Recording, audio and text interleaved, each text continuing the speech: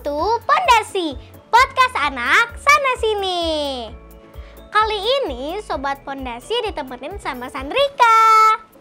Sebelumnya Sobat Pondasi pernah dengar cerita Cindelaras belum? Kalau belum, kali ini aku akan menceritakan sebuah legenda Cindelaras yang berasal dari daerah Jawa Timur. Dengerin ya.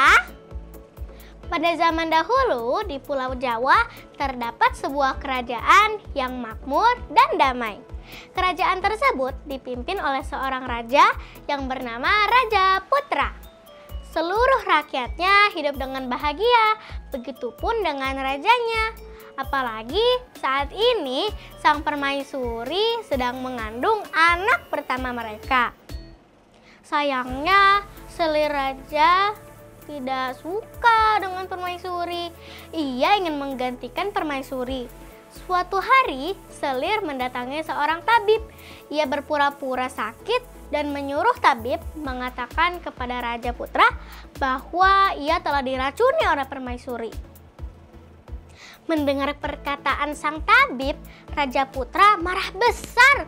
Kemudian, ia segera memerintahkan pengawal pribadinya untuk menghukum permaisuri. Ampun Paduka, saya tidak pernah melakukan hal buruk pada selir. Percayalah pada hamba. Terlebih saat ini hamba sedang hamil.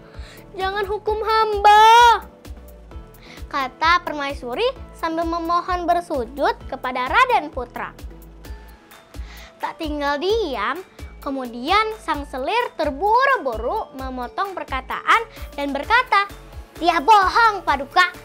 Semua itu dikatakannya supaya Paduka tidak menghukumnya," ucap selir yang berdiri di samping permaisuri. Raja Putra bertambah geram dan menyuruh pengawalnya untuk membawa permaisuri ke dalam hutan. Di dalam hutan, pengawal itu merasa bingung saat hendak mengasingkan permaisuri. Ia tahu permaisuri adalah seseorang yang baik hati dan tidak mungkin melakukan tindakan yang kejam. Maafkan hamba yang mulia, hamba tahu kau tidak melakukan apa yang dituduhkan sang selir. Hamba percaya pada yang mulia permaisuri. Aku sudah pasrah pengawal. Jika kau hendak meninggalkan dan membunuhku, maka lakukanlah, ujar permaisuri dengan pasrah. Dengan berat hati, sang pengawal mengacungkan pedangnya.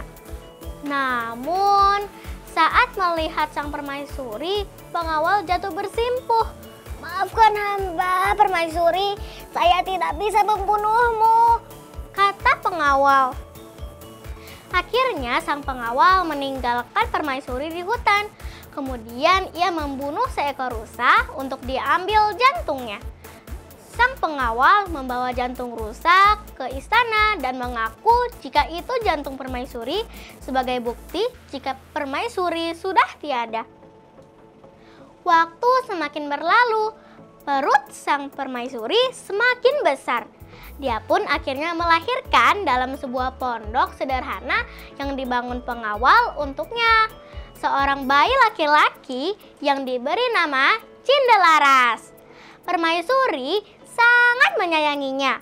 Ia mendidik Cindelaras dengan sangat baik, layaknya seorang putra mahkota.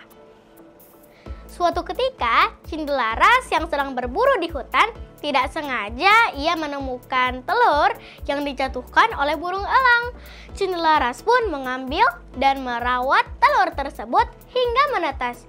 Namun ternyata itu adalah telur ayam. Ciak ciak. Muncul anak ayam jantan dari telur itu. Cindelaras sangat menyayangi ayam tersebut. Tapi ayam Cindelaras yang telah tumbuh besar ternyata memiliki kokok yang aneh. Begini bunyinya. Kukuriuk, akulah ayam jantan pandai. Tuanku bernama Cindelaras, anak laki-laki dari Raja Putra. Kokok ayam ajaib Cindelaras. Cindelaras pun sering mengajak ayamnya ke banyak perlombaan. Karena saking hebatnya, ayam Cindelaras selalu menang dan jadi amat terkenal. Rupanya ketenarannya itu terdengar sampai ke istana. Raja Putra menjadi penasaran. Siapa Cindelaras itu? Pengawal, coba cari dan bawa dia ke kerajaan, ujar Raja Putra pada pengawalnya. Baik Baginda Raja, hamba akan membawa Cindelaras ke hadapan Baginda segera, kata pengawal. Raja Putra mengundang Cindelaras dan ayamnya ke istana. Ia ingin mengadu ayam miliknya dengan ayam Cindelaras. Sesampainya Cindelaras di kerajaan, ia menemui sang raja dan menerima tantangan adu ayam dari sang raja. Namun dengan satu syarat, jika aku menang, separuh kekayaanmu akan menjadi milikku, ujar Cindelaras. Raja Putra yakin bahwa ayam miliknya yang paling kuat, sehingga ia menyetujui syarat itu. Namun tanpa diduga ayam Cindelaras yang memenangkan pertandingan. Raja Putra sangat kecewa dan sekaligus penasaran dengan Cindelaras. Ia pun menanyakan asal-usul Cindelaras. Namun yang menjawab malah ayam ajaib milik Cindelaras. Kokriuk, akulah ayam jantan pandai. Tuanku bernama Cindelaras, anak laki-laki dari Raja Putra. Kokok ayam Cindelaras. Raja Putra pun menjadi kaget. Benarkah kau putraku? Benar yang mulia, saya anak permaisuri, jawab Cindelaras. Raden Putra sangat murka. Dia memanggil selir dan tabib istana dan menanyakan kebenarannya. Panggil selir dan tabib istana ke hadapanku sekarang, kata Raden Putra kepada pengawalnya. Selir dan tabib istana akhirnya mengaku karena sangat ketakutan. Akhirnya selir itu pun dihukum. Ampun Paduka, aku mengaku bersalah, mohon ampun, kata selir sambil bersimpuh di hadapan Raja Putra. Patih yang mengetahui kejahatan selir dahulu, lalu menjelaskan semuanya kepada Raja Putra. Mengetahui kejahatan selir, Raja menjadi sangat marah. Ia pun menghukum selir dan mengasingkannya ke hutan. Sementara permaisuri dijemput dan dibawa kembali ke istana kerajaan. Raja Putra, permaisuri, dan Cindelaras pun hidup bahagia sebagai keluarga yang utuh. Cerita ini menjadi akhir yang bahagia untuk Cindelaras dan sang permaisuri. Mereka berdua bisa kembali ke istana kerajaan. Raja Putra pun senang sekali memiliki putra yang gagah, berani, sopan, dan memiliki kesenangan yang sama dengannya. Beliau bersyukur permaisuri dan Cindelaras bisa pulang ke istana dan berkumpul menjadi keluarga bahagia. Nah, itu dia Sobat Pondasi, cerita legenda mengenai Cindelaras. Dongeng cerita rakyat yang berasal dari Jawa Timur. Di sini pesan yang dapat aku ambil adalah bahwa kita sebagai manusia haruslah melakukan banyak kebaikan.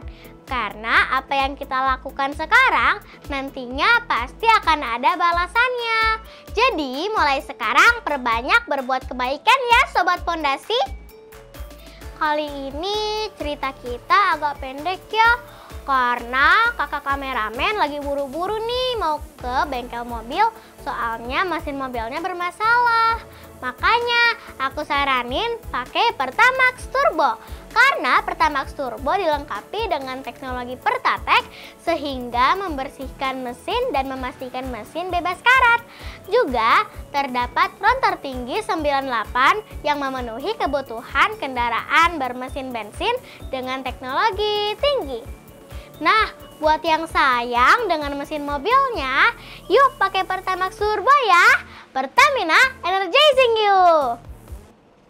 Akhir kata, semoga pesan moral yang kita dapatkan di cerita ini bisa diterapkan di kehidupan kita ya, Sobat Pondasi. Aku pamit undur diri dari Pondasi.